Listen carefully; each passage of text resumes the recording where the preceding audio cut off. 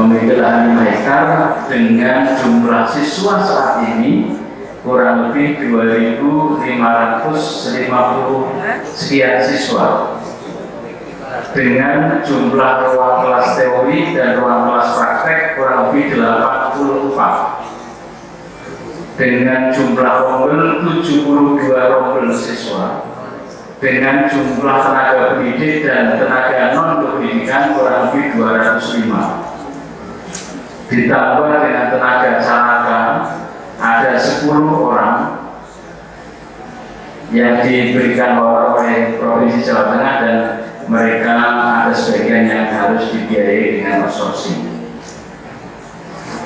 Yang selanjutnya, SMK Hotel Dona ini tergerak dari apa yang sudah diinisiasi oleh Kementerian LHKRI awalnya di tahun 2012, Bapak Ibu semuanya, ketika kita ingin membranding sekolah ini menjadi sekolah yang bisa dikenal lebih jauh, tidak hanya pada tataran tingkat Provinsi Jawa Tengah, tetapi lebih dari itu, maka seiring dengan regulasi aturan bahwa pemerintah dalam ini Kementerian Lingkungan Hidup ingin menjadikan semua jenjang tingkatan dari SD, SMP, SMA, SMK sebagai sekolah penggerak peduli dan berbudaya lingkungan hidup, maka dari itu SMK 1 mencoba dari model aset yang kita miliki, dari lingkungan yang kita miliki, rasa-rasanya saat itu juga menjadi bagian yang aneh bagi kita, karena SMK Sekolah Menengah Kejuruan yang punya basis teknologi dan rekayasa. Saat itu kami berpikir kalau ADIAT itu berarti berkutat hanya masalah menata lingkungan, menata taman, menata pohon bunga, mengatur sampah dan seterusnya. Sementara saat itu memang kita masih berkutat atau masih berpikir tentang bagaimana mendidik anak kita dengan hard skill-nya, dengan kompetensinya. Jadi terlepas dari bayangan kami tentang lingkungan, saat itu kami melihat sesuatu yang aneh. Tetapi ternyata ketika coba kita ikuti di tahun 2012, ternyata kita menjadi pelaksana terbaik di tingkat kabupaten, mengalahkan anak-anak SMA maupun mereka yang cenderung komunitasnya perempuan-perempuan, karena kami adalah laki-laki. Biasanya anak laki-laki dengan anak perempuan itu kulturnya beda. Anak perempuan lebih peduli dan anak laki-laki cuek, apalagi anak SMA. Kemudian beranjak di tahun 2012, kita diminta untuk mengikuti ajang di atasnya lagi di tingkat provinsi. Saat itu kami juga setengah semangat, setengah juga tidak. Sebenarnya apa sih esensinya ini? Ya kami belum memahami secara menyeluruh. Kemudian kami coba mengikuti, dan seiring waktu berjalan, dokumen dan seterusnya, penilaian dan seterusnya, ternyata di tingkat provinsi menjadi pelaksana terbaik itu dalam mengalahkan SMA SMK di tingkat provinsi Jawa Tengah. Ini sesuatu yang luar biasa. Kemudian berjalan waktu, kita semakin memahami tentang apa arti gerakan sekolah peduli dan berbudaya lingkungan hidup. Di tahun 2014 bersamaan, kami diminta mewakili Provinsi Jawa Tengah untuk maju di tingkat nasional. Nah, tentu di tingkat nasional bukan lagi hal yang mudah kita persiapkan, karena kita harus memiliki sekolah binaan baik tingkat SD, SMP maupun sederajat yang tidak hanya mereka mendapatkan prestasi di lokal, tapi paling tidak binaan kita masuk di tingkat provinsi. Nah, kemudian kita coba dengan mengikuti berbagai macam event kegiatan, momen dan seterusnya. Ternyata di tingkat nasional kita menjadi pelaksana terbaik juga, alhamdulillah 2014 ya. Nah, lanjut setelah itu di tahun 2016 ternyata kita diminta oleh Dinas Provinsi Jawa Tengah, tentunya dengan melalui seleksi, untuk mengikuti kegiatan sekolah peduli dan berbudaya hidup untuk tingkat adiata mandiri 2016 di tingkat mandiri. Kami harus bersaing secara nasional. Kalau kemarin bersaing secara tingkat provinsi, secara nasional kita bersaing, dan alhamdulillah seizin Allah SWT dan kerjasama semua pihak yang ada di dalam sekolah, ternyata kita bisa juga mendapatkan predikat terbaik untuk Adiaka Mandiri tingkat nasional. Alhamdulillah. Itu pun kami belum puas karena secara hitung-hitungan materi tidak ada yang didapatkan dari materi. Dari mulai tingkat kabupaten, provinsi, nasional, mandiri itu tidak ada penghargaan dalam bentuk materi yang kita dapatkan. Yang kita dapatkan adalah penghargaan piagam, kemudian piala dan seterusnya. Kami masih mengejar terus. Sebenarnya hakikatnya itu apa tentang bagaimana sekolah peduli dan berbudaya itu. Menjelang tahun 2019 ada program dari Direktorat SMK tentang revitalisasi sekolah. Jadi sekolah, Direktorat memberikan format bantuan sekolah-sekolah yang ingin mengajukan tentang revitalisasi, dan itu bantuannya cukup fantastis besar, hampir 3 miliar. Pada saat komunikasi lebih lanjut, salah satu tim dari Direktorat SMK itu hadir di sekolah. Ternyata pertanyaan poin yang pertama yang disampaikan oleh tim monitoring dan evaluasi sebagai salah satu syarat SMK revitalisasi adalah apakah sekolah pernah mendapatkan penghargaan di bidang lingkungan. Poin yang pertama saya masih ingat di ruang kepala sekolah, dan saya itu kepala sekolahnya mungkin belum Bapak Ibu. Maka dengan tegas, dengan mantap saya jawab, saya tunjukkan piagamnya, SMK Sabarna menjadi pelaksana terbaik untuk Adiaka Mandiri. Dilingkari, kemudian alhamdulillah di bulan atau di sekitar tahun menjelang akhir tahun 2019 kami dipanggil untuk mempresentasikan tentang profil sekolah di Direktorat SMK bersama juga dengan Bapak Imron. Dan lolos kita di tahun 2012 mendapatkan bantuan revitalisasi sekolah terbaik, unggul dan berprestasi. Alhamdulillah.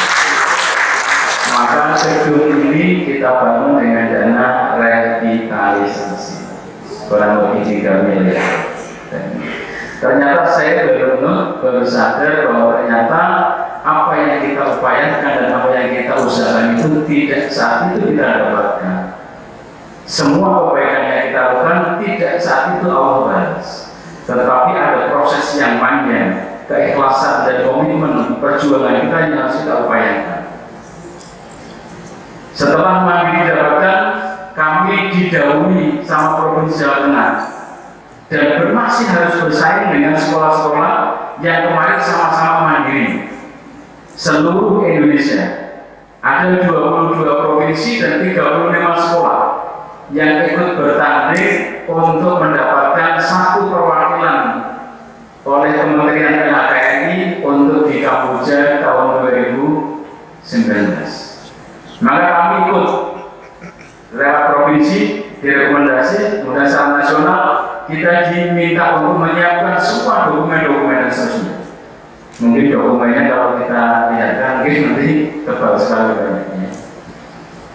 Dari 22 provinsi, 35 sekolah, kita cukup pesimis karena lingkungan kita itu tidak seindah lingkungan di Kota Batu, di Jawa Timur, di daerah-daerah tropisnya yang udaranya sejuk dan seterusnya. Kita berada di tengah-tengah daerah yang cukup panas. Tetapi kami cukup percaya diri karena apa? Kami berbasis teknologi dan rekayasa. Kami memiliki inovasi, kami memiliki modifikasi, kami memiliki sesuatu yang berbeda dari sekolah yang lain. Dan kebetulan isu global yang ada di SMK Sabarna adalah lingkungan kami hampir sebagian adalah bumi industri. Di sebelah barat ada perkebunan logam. Di depan ini kalau di LH yang hadir mungkin tingkat kejernihan air minumnya itu sudah menjadi permasalahan tersendiri untuk warga sekitar, termasuk yang ada di sekolah kita. Jadi berbagai macam isu yang akan diterangkan oleh anak kita, maka kita menciptakan beberapa inovasi yang nanti Bapak Ibu bisa lihat. Meskipun sampai ini kami belum bisa menambah inovasi baru lagi. Dan ini sudah proses, kami akan menciptakan dua inovasi untuk jurusan elektronika dan jurusan teknologi yang insya Allah akan bisa diakses secara nasional, dan mungkin ketika terjadi sesuatu itu maka bisa diakses melalui online. Ternyata inovasi itu yang membedakan sekolah kami dengan sekolah yang lain. Nah, saya akan dijelaskan oleh anak kita melalui presentasi dengan semuanya berbasis bahasa Inggris. Saya sendiri tidak bisa berbahasa Inggris, maka Bapak Ibu yang sudah mandiri, nanti kalau mau maju ke Senior School, timnya harus ada yang jurusan bahasa Inggris. Nanti kalau yang menerjemahkan atau yang mentranslate bahasa Indonesia nggak bisa, atau pakai Google nggak bisa. Jadi harus ada orang yang mampu menerjemahkan tentang konsep dokumen dan sebagainya, dan harus ada yang mampu mempresentasikan dengan berbasis bahasa Inggris. Ya, itu satu syarat. Ya. Karena nanti di Kamboja atau nanti di negara yang lain diskusinya juga menggunakan bahasa Inggris. Ya. Alhamdulillah melalui presentasi yang begitu ketat, ya, yang begitu ketat, kami bisa menyingkirkan 34 sekolah seluruh Indonesia. Dan di bulan Oktober 2019 kami berangkat ke Kamboja untuk mendapatkan penghargaan ASEAN.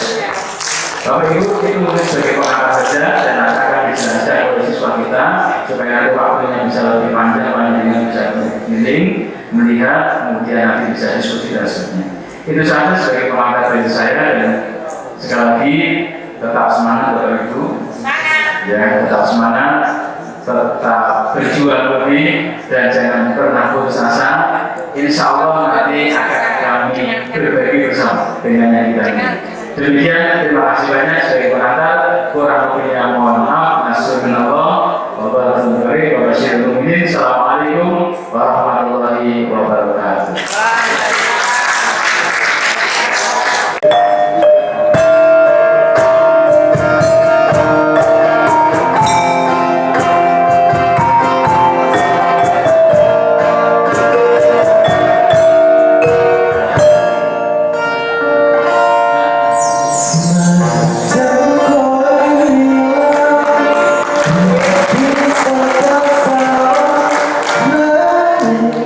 Dengan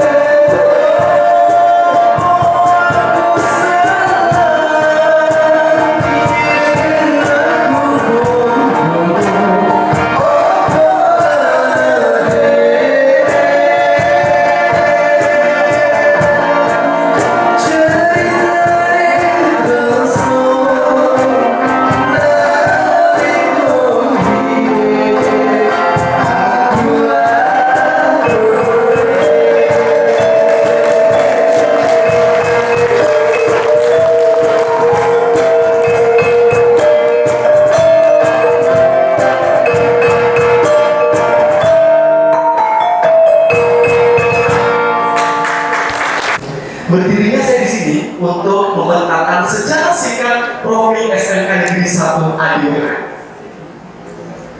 Berbicara mengenai SMK Negeri 1 Adiwena, seperti yang kita ketahui bersama bahwa SMK Negeri 1 Adiwena merupakan sekolah industri teknologi dan informasi yang didirikan pada tanggal 1 April 1978.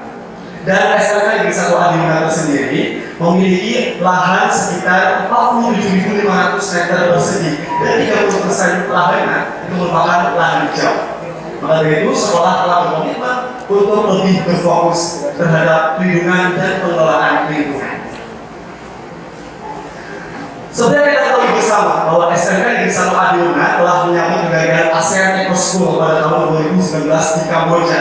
Ini dimulai tak semena-mena. Pada tahun 2012 ini merupakan awal masa di mana pada saat itu SMK Negeri 1 Adiwena tidak adanya peningkatan lebih lanjut, hanya ada peringatan-peringatan saja dan tidak ada pengelolaan yang berlebih.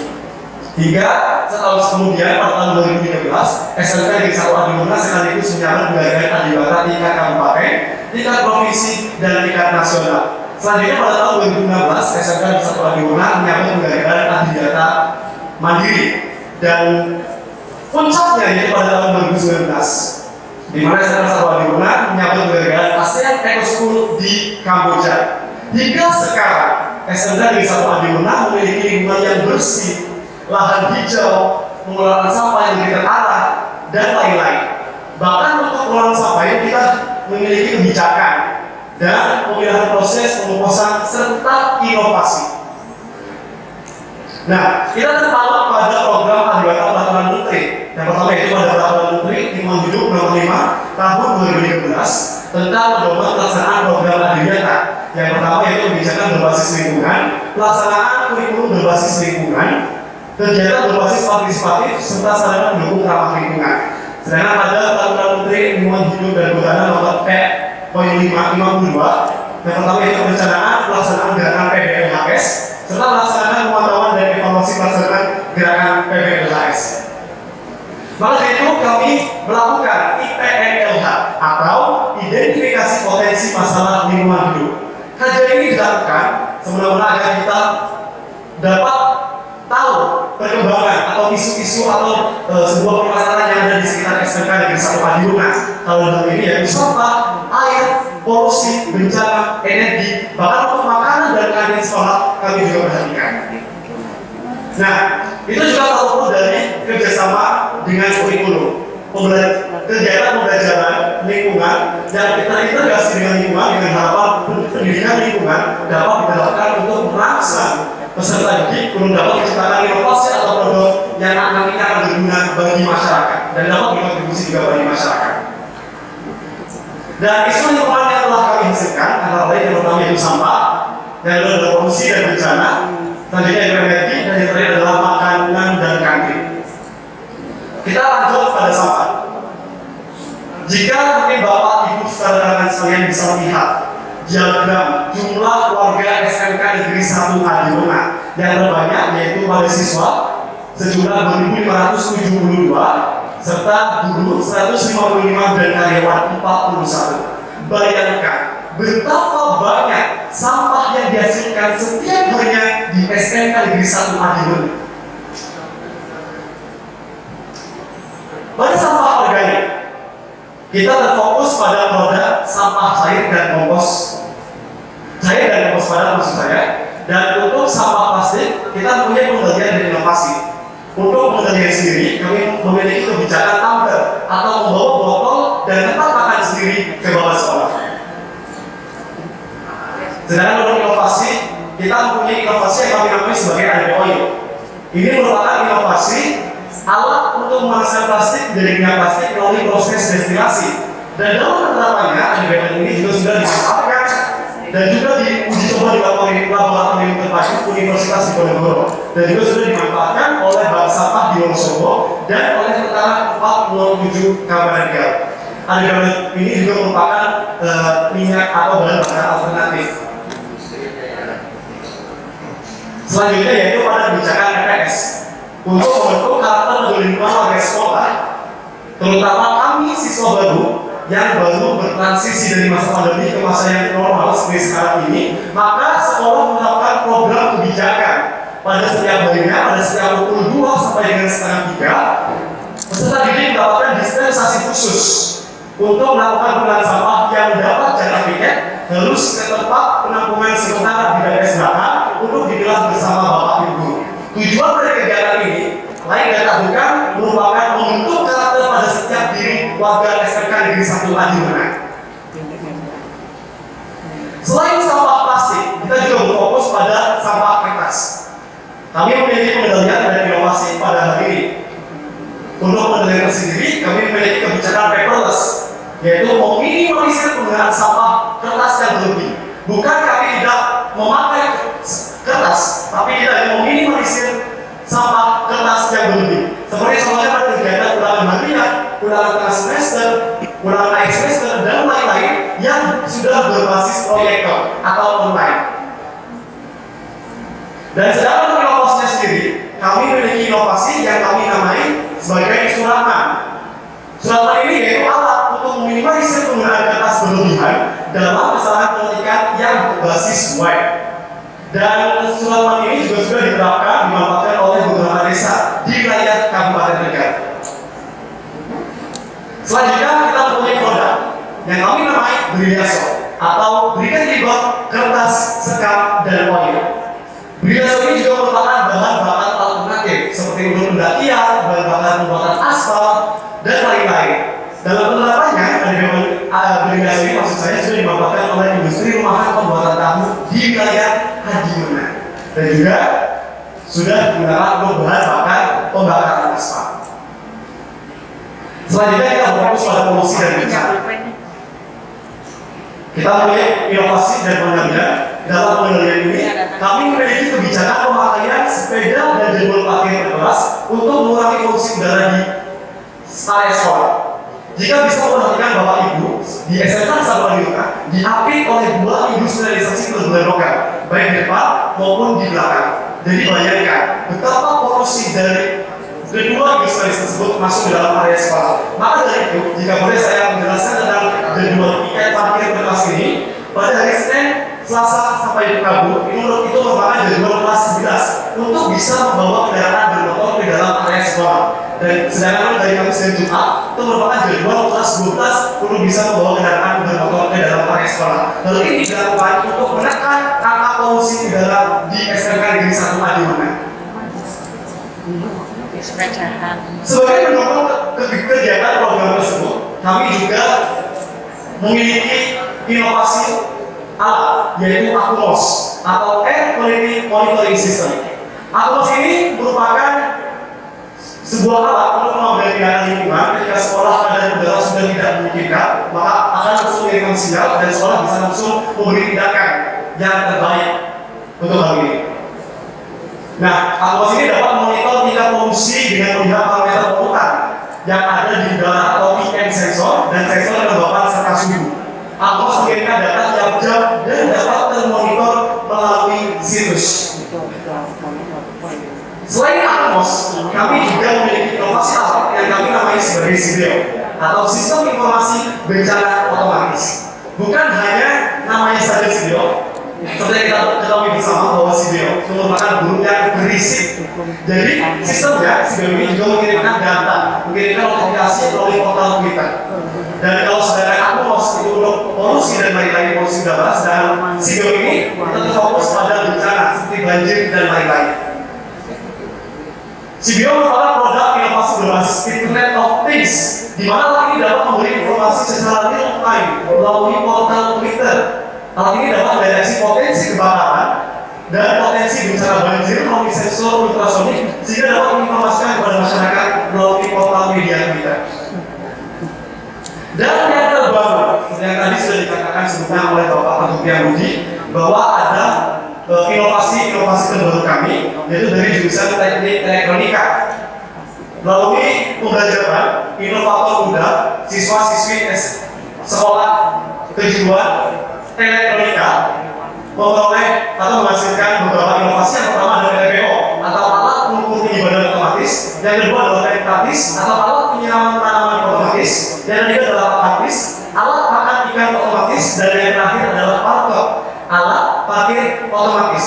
Dan parkot sendiri ini juga untuk menekankan polusi udara, membantu kebijakan sekolah terhadap polusi udara di SMK Negeri 1 Adiuna. Sedangkan untuk makatis dan petatis itu adalah alat penyiraman otomatis dan bahkan bukan otomatis. Dimana jika bisa kita lihat bersama bahwa di Masjid Nurul Bani di bawah itu terdapat kolam ikan yang luas dalam Bupati. Ini juga berfokus pada lingkungan. Dan selain itu kami juga berfokus pada energi. Yang paling mencolok atau yang dapat kita lakukan bersama-sama yaitu pada desain arsitektur Masjid Nurul Bani di bawah. Jika mungkin Bapak Ibu dan tadi sudah melihat bersama bangunan Masjid SMK 1 Adiuna, yaitu penggunaan energi listrik dengan memanfaatkan celah bangunan untuk pencahayaan dan desain pola masjid untuk memberikan udara sejuk di dalam masjid tanpa penggunaan AC. Dan yang selanjutnya yaitu makanan dan KP. Komitmen sekolah untuk mengganti makanan berbungkus plastik dengan bungkus makanan yang lebih ramah lingkungan. Jika boleh saya menginformasikan bahwa kantin SMK Negeri 1 Adiuna itu adalah dikelola oleh siswa. Karena siswa itu memiliki pelajaran kewirausahaan atau PKK yang setiap harinya yang menjaga kantin adalah siswa. Maka dari itu kantin yang mendapatkan jaga giliran itu tidak diperbolehkan membawa berbungkus plastik dan minimalisir menggunakan kertas, seperti menggunakan hasil dari makanan, tabel dan lain-lain. Dan ini juga merupakan sebuah hal yang seperti kita lihat bersama bahwa geografis Tegal dan kota Malang itu berbeda. Jika di Tegal itu umumnya lebih gersang, lebih panas karena wilayah pesisir dan dekat dengan Pantura, mungkin di Malang mungkin lebih sejuk dan lain-lain. Ini bukan menjadi penghambat SMK 1 Adiuna dalam menegakkan adidata sekolah. Dan melalui proses pembelajaran itulah hingga kami mencapai penghargaan ASEAN Eco School. Dan maka dari itu, terima kasih banyak atas bagian yang telah diberikan. Saya Mika Fatih, pamit undur diri. Selamat pagi, selamat beraktivitas, dan sampai jumpa.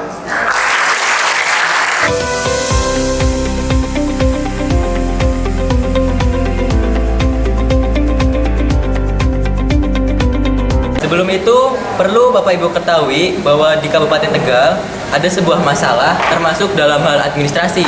Contohnya itu masalah konvensional, ketergantungan terhadap staf, kesalahan pengetikan data, penomoran surat kacau, dan juga format surat berbeda.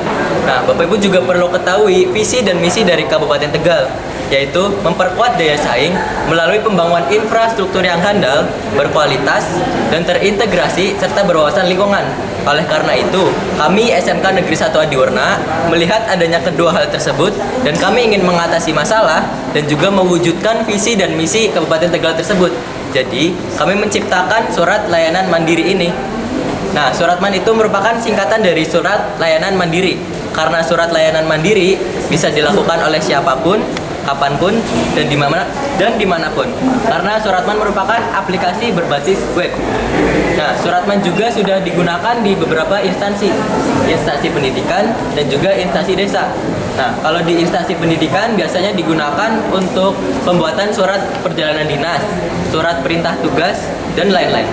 Kalau di instansi desa biasanya digunakan untuk surat pembuatan keterangan tidak mampu, surat keterangan domisili, dan surat-surat yang lain. Nah, gimana sih cara kerja dari Suratman? Nah, cara kerjanya akan didemonstrasikan oleh teman saya. Silakan. Terima kasih Anam. Di sini saya akan menjelaskan cara kerja Suratman. Di sini adalah menu login, kita melakukan login terlebih dahulu. Kemudian setelah login kita akan memasuki layanan tampilan seperti ini, halaman utama atau home. Dan jika kita akan membuat surat, maka klik surat. Setelah diklik maka akan muncul tampilan seperti ini. Ini adalah contoh beberapa dari surat-surat tersebut. Seperti contoh kita akan membuat surat perintah perjalanan dinas. Klik buat, maka tampilan akan seperti ini. Dan ini nama pegawai, kita ambil contoh Bapak Aminuddin, kemudian nama pegawai gua Andes. Dan ini jabatan bisa dipilih, contoh ini guru dan lama perjalanan dinas itu 3 hari. Kemudian maksud dari perjalanan itu apa, kita ambil contoh diklat dan berangkat itu kapan. Misal kita ambil contoh hari ini tanggal 14, kemudian tujuannya itu di mana. Kita bisa ambil contoh Yogyakarta, kemudian pulang itu tanggal 17. Kita klik simpan, tamat, oke, dan nanti akan masuk ke laman seperti ini. Dan ini akan langsung cetak.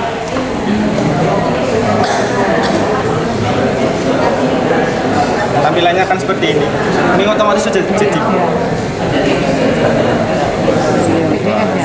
Tepuk tangan. Oke, lanjut.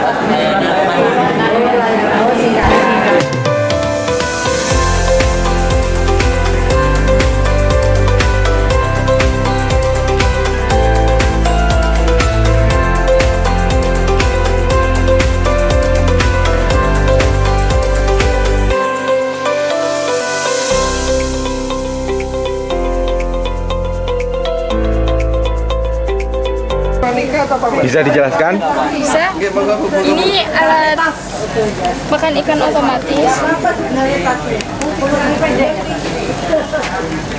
Cara kerjanya itu nanti ini dibuka tutup setiap 2 detik sekali.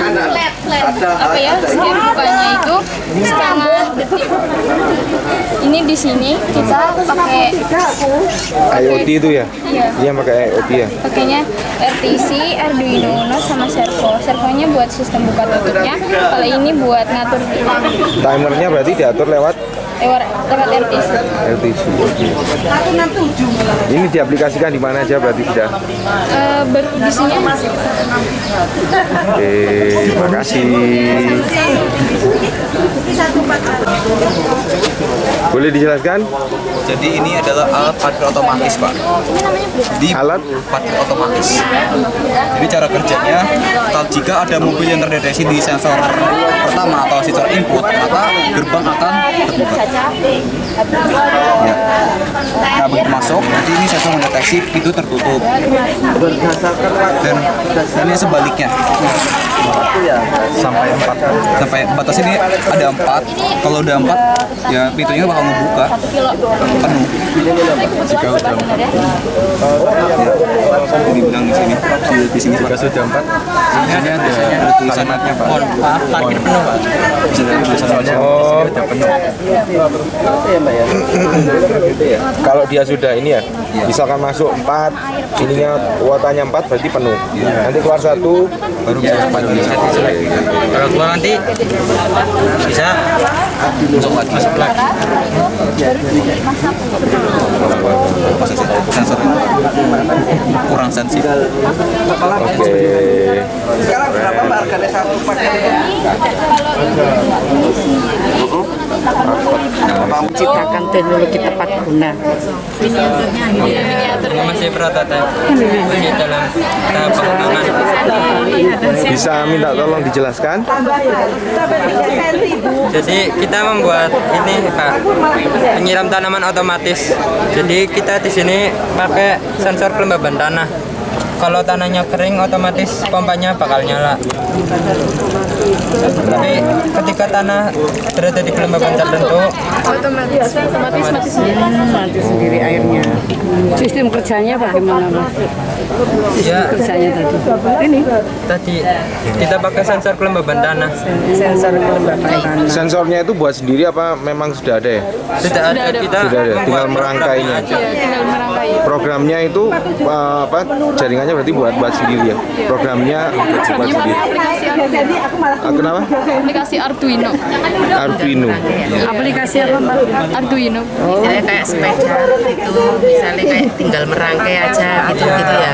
Kita terus sama membuat programnya aja. Ini kan ada program lagi di dalamnya.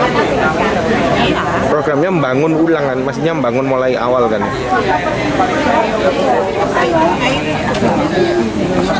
Karena kayak kami lebih ke edukasi dulu. Iya benar Pak. Kami nggak ngincer itu. Edukasi bagaimana? Iya, benar. Kami bisa mengatasi sama plastik di sini intinya awalnya seperti itu. Tapi untuk bicara untuk Kuantitasnya belum. jauh itu jauh. Tapi dengan alat ini Minimal lumayan bisa Pak, mengurangi syarat. mengurangi sampah plastik di sini. Kebijakan itu bisa, misalkan ada kebijakannya masih bocor, terutama pakai plastik, kita bisa akali seperti ini. Nanti Gua, Pak, ada bisa inovasi-inovasi advance berikutnya. Iya gitu, betul Pak. Bu. Ya Ini kan jadi trigger buat anak-anak. bener. Terus ada briket mengganti ini kita Iya, betul. continue berlanjutan adiwiyata kan Bu. Betul. Iya. Monggo Bapak Ibu bisa lanjut. Bisa minta tolong dijelaskan? Di kompos ini kan banyak banget pohon-pohon gitu ya Pak. Jadi kita memanfaatkan kayak daun-daunan kering yang jatuh, kita bikin kompos. Kita juga bisa pakai rumput. Oh, kanji. Terus pakai empat, air sama gula biar ada kelumasannya. Terus ini ditaruh di komposter mungkin sekitar satu minggu biar jadi kayak gini. Ditambahkan sama larutan tadi Yang sama air. Per satu minggunya udah itu. Terima kasih. Kita bisa melanjutkan. Kalau minta ke orang tua kan pungli ya Pak, anak-anak. Iya. Jadi kita setiap hari ada lingkungan, anak contoh hari ikan sedunia, anak bawa ikan. Kita secara massal kita sebutkan bersama-sama itu. Biar terkesannya nanti kalau kita minta apa, pungli ya gitu loh Pak. Kalau itu kan emang kita swadaya masyarakat sama anak-anak, terus gotong royong. Ya udah kita di sini nanti kita nikmati. Ini yang aku mos itu ya Pak? Bukan Pak. Oh, bukan. Kalau yang penilaian itu energi ya Pak. Bidang energi. Jadi bagaimana kita mengurangi penggunaan AC, kemudian desain arsitektur, dikelilingi oleh kolam. Ini satu-satunya masjid mungkin sekolah di Indonesia yang di atasnya kolam ikan Pak.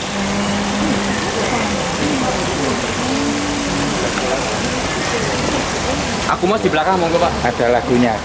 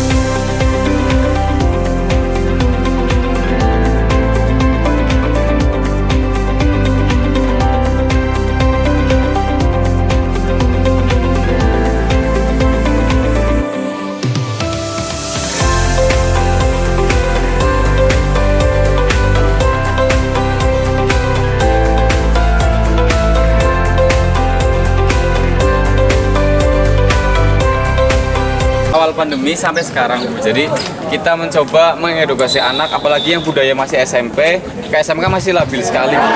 Jadi kita generasi yang ASN sudah habis, kepotong sama pandemi. Makanya kita ada program namanya EPS Edukasi Pemilihan Sampah, di mana setiap jam 2 siang ada dispen khusus buat anak. Jadi anak dari kelas bawa tempat sampah, kemudian kita bawa ke sini. Contohnya, anak yang dari SMP kan belum bisa mengikuti lingkungan di sini, kebijakan kita. Anak bisa, yang sampah plastik mana? Wah, yang kaleng mana? Jadi harapannya adalah anak ketika selesai di sini berkegiatan di lingkungan SMK bisa seperti itu Bu. Kalau ada, oh ini plastik berarti non organik buang gitu loh Bu. Harapannya itu kalau ini lebih ke menumbuhkan karakter peduli terhadap lingkungan. Ini salah satu program. Tapi kalau masalah sampah, jangankan kita ya Bu, pemerintah aja kesusahan. Iya. Benar. Jadi itu paling kekurangan kita mengatasi mengolah sampah bagaimana baik. Tapi kita juga berusaha tetap mendukung kebijakan pemerintah. Kita tetap ada upaya. Hari ini harusnya hadir alat dari komunitas penggiat lingkungan di Desa Kalisoka. Mereka melalui dana itu membuat alat untuk pencacah rumput yang nanti akan dijadikan kompos. Dia mau casar dengan kita, mau memberikan alatnya ke kita, sehingga nanti membantu menangani pembelajaran tentang bagaimana mengolah sampah. Cuman alatnya hari ini belum datang katanya. Cacah rumput aja ya. Gimana Bu? Iya, cacahan sampah organik. Iya. Jadi dia pesan sekitar hampir 35 juta alatnya itu. Kalau cacah plastik belum. Gimana Ibu? Cacah plastik belum ada. pakainya kita limbah itu tadi, yang di ADB oil tadi. Ya, kemudian kalau pemilahan sampahnya plastiknya ya, sementara yang bisa kita lakukan adalah pemilahan dengan tempat yang kita sediakan, kemudian kita bekerja sama dengan komunitas penggiat lingkungan yang ada di sekitar sekolahan. Ya, nanti bisa dimanfaatkan menjadi barang-barang produk sendiri dan seterusnya begitu. Kita rapikan. Kalau yang kita sebatas hanya mungkin tadi yang ada di tadi membantu untuk Taruh. Kalau udah selesai nanti kita hujan, Bu. tempatnya. Iya, kalau ini kan nanti yang betul-betul bisa anak kalau nggak bisa kita olah ada yang Kalau DLH ya ada 30 ya gimana ada tapi hasilnya kalau kita kan udah habis makanan, tukang dan lain-lain anak-anak bedut beler tahu ya Bu? Agak kurang bisa disiplin, kita arahkan langsung buang ke sana. Ini yang urusannya sama DLH yang tidak bisa kita kelola. Iya, kita ada 5 hektar Bu, benar. Wah, sampahnya luar biasa. Tetap harus ada pihak CSR dengan pihak ketiga. kalau pokoknya setelah dikelola oleh sekolah sisanya Kita ada ruang bank sampah sama greenhouse di belakang Bu. Lumayan jauh kalau kita keliling sana hampir setengah jam lebih. Jadi kita potong alur. Kita juga ada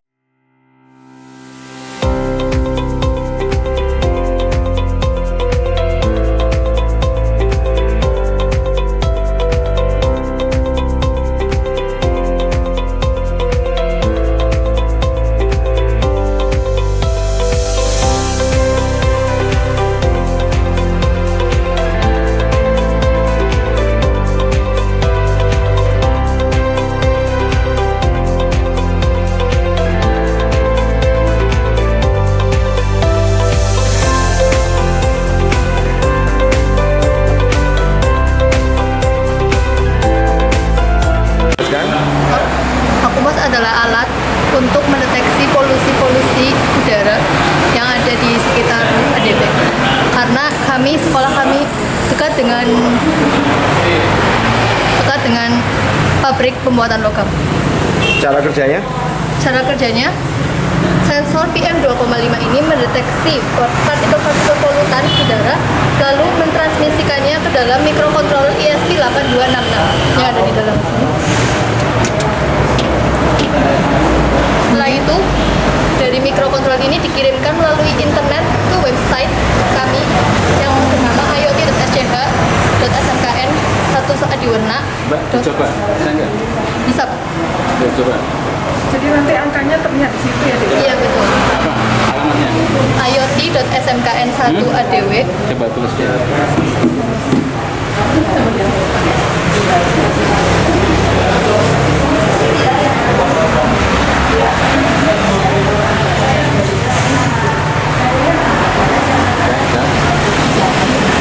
Ini Pak.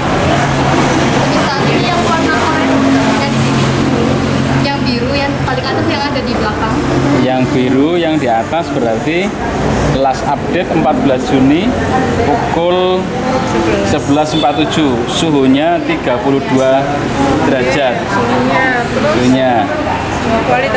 Kualitas udara saat ini sedang. Ya. Nah, kalau yang ini posisi di sini. Ya, berarti suhunya 31 derajat di sini nih.